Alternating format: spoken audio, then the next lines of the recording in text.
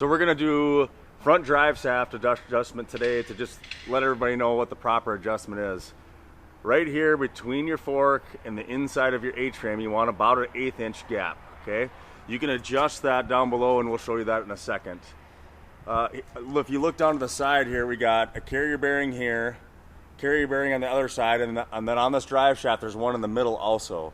So for proper adjustment, you need to undo all 5 carrier bearings to loosen up the drive shaft to get proper adjustment here, okay? So up there, if you have your 1/8 inch adjustment right here, 1/8 inch gap right here, okay, that's what we need. So if we come down here and look underneath the drive shaft, you'll see the adjustment bolts here.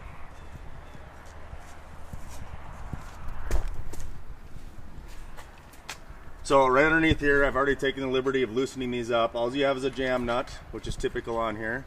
A jam nut on this side. And these are your 2 adjustment heights.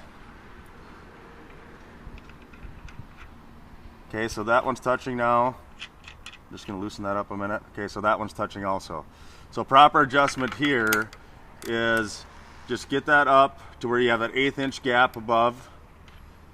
And what happens here is there's a piece of poly, and it's gonna be hard to see, but this fork actually rides on a piece of poly. And that poly is in the shape of the fork. Okay, so what we're doing is we actually want this fork to ride on the poly instead of this sprocket. It gives a nice smooth in and out on the forks. When you have a load out on the end of the forks, that poly block also helps resist friction, so you can move your load in and out with your forks going in and out. So if we have proper adjustment up top,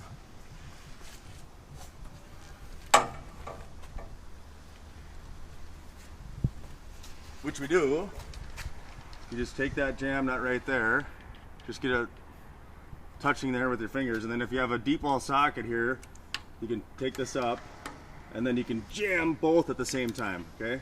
It's hard to get a open end wrench in there. So now that's jammed.